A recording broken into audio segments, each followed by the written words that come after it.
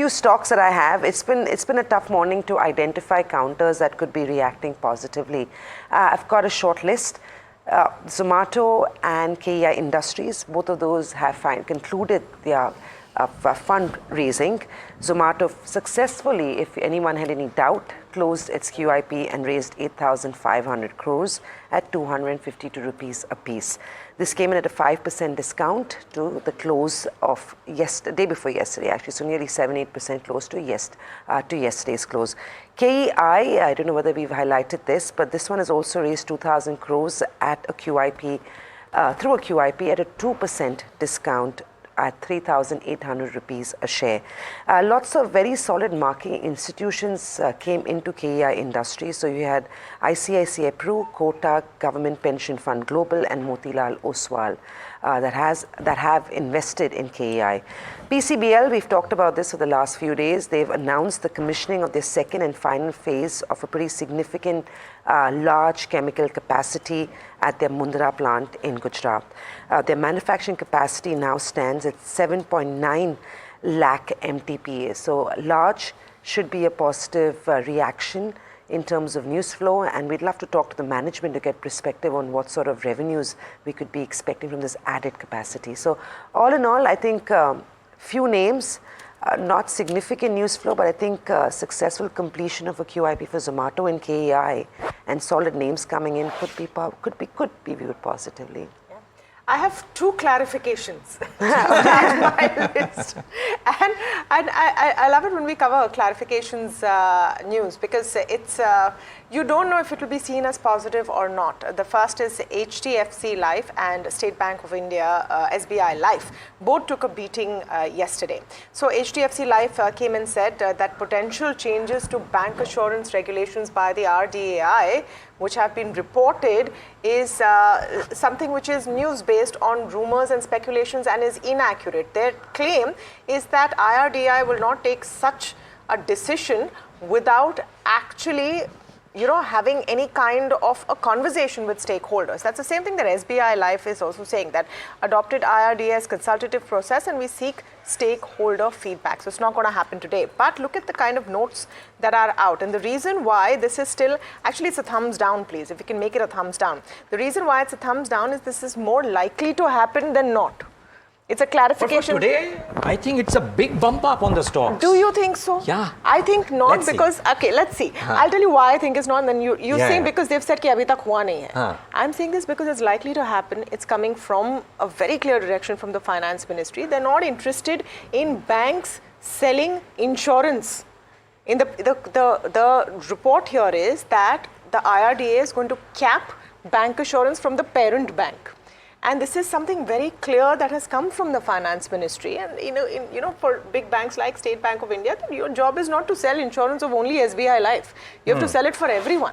So that's where the cap comes. So it's a big hit for brands like HDFC Life, SBI Life, which is why I'm saying it's a thumbs down despite a clarification. And then see what Morgan Stanley is also saying, what Bernstein is also saying.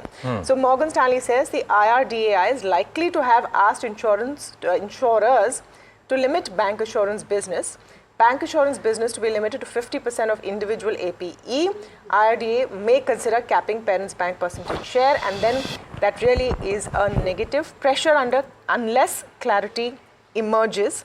Bernstein also sees the regulatory scrutiny on bank sales of insurance, of course, intensifying, negative for SBI Life, HDFC Life, MaxFin. Proposal would prove difficult to implement and detrimental to growth. So it's a gain, in fact, for an LIC and ICICI Pru and a PB Fin. Yeah. In fact, even for LIC, because I think there is a note. So, okay, no, please finish your point. No, so my point is that they have, look at the quality of clarification, which is why this clarification is a thumb down according to me and the next one is a positive. Because my point is, what are you clarifying? You're not clarifying that, no, this is unlikely to happen.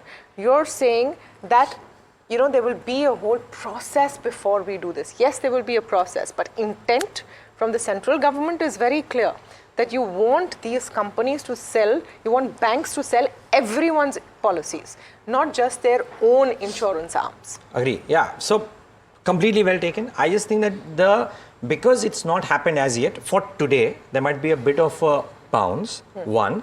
And for players like ICICI Pru and LIC, which all, by the way, comes into the FNO segment from today, this could be construed as a positive. So you might actually see some bounces for SBI, because it had cracked quite a bit yesterday, SBI Life and maybe HDFC Life, but ICICI Pru and LIC, I'm looking forward to seeing how they react today. There might be a bit of a green. So which is what we're saying? LIC and ICICI Pru may see a bit of a green because the loss for the other two is their gain, which essentially means if an HDFC bank or an SBI has to go out and sell insurance, they have to give equal platform to everyone and not just push HDFC Life and SBI Life's product. So, okay, we'll wait and see how that works out. But for these two counters that I've picked, which is SBI Life, even if there's a bounce back today, the news largely is negative.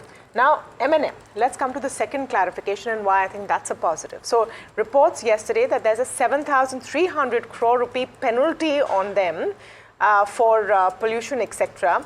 So, M&M has come and said the stated references to penalty imposition are factually incorrect. They've confirmed that no penalty has been levied or is under consideration. I mean, the fact that they're saying it's very emphatically that there is no penalty, and then the size of the penalty for what the case is, leads me to believe that this is in for a bit of correction. No doubt that the next stock I've chosen is a thumbs down. This is Z, where Puneet Goenka has failed to get a shareholder's note to be reappointed. 50.4% of votes were against the reappointment. Now, on 19 December, if you remember, he resigned from his role as the MD, and this comes as he wants to focus completely on his operational role. Earlier, the board had set higher targets for evaluation of Goenka. That's fine.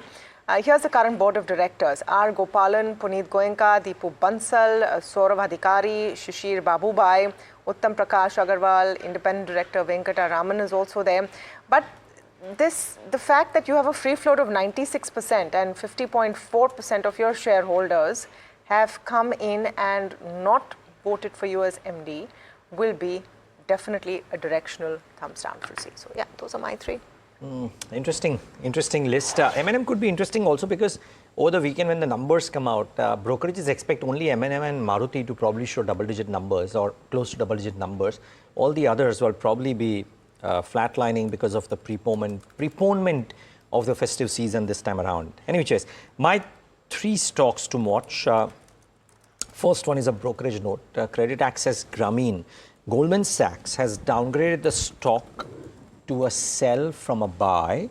The target price has been cut to 564 from 986. That's about, I mean, the current price is 986. That's about a 42% downside to the current market price. They expect a further buildup of stress due to over leveraging in the industry. They're negatively surprised by the accelerating decline in asset quality in Q2, and they view the recent sector derating as structural rather than cyclical. Now, I repeat, if you had heard Sridhar Shivrama on our channel, I mean, he mentioned this categorically about the kind of stress that he's seeing out there. So certainly seems to reason that MFI as a space may not have great quarters coming up. Credit Access Grameen will see a slam dunk today, but maybe some of the others, Fusion Micros, etc. of the world might also be under a bit of a cloud. So watch out for these in trade. Watch out for Fine Organics is going to resume the Badlapur plant operations from today and is actively working on fully restoring all other plant activities to normalcy. Maybe this gets construed as a thumbs up. So do keep an eye out for this one too in trade today. And I'll watch out for Aster DM Healthcare. Just look at that stock. We'll talk about it in detail. We'll get my colleague Varsha to talk about it. But Aster DM has a board meeting today for a preferential issue. Bloomberg reports that they might also merge Care Life hospitals with themselves. So interesting developments might happen post the board meet. Let's see if Aster DM has a bit of a positive outflow today. So that's something. These are the top three on my list to watch out for.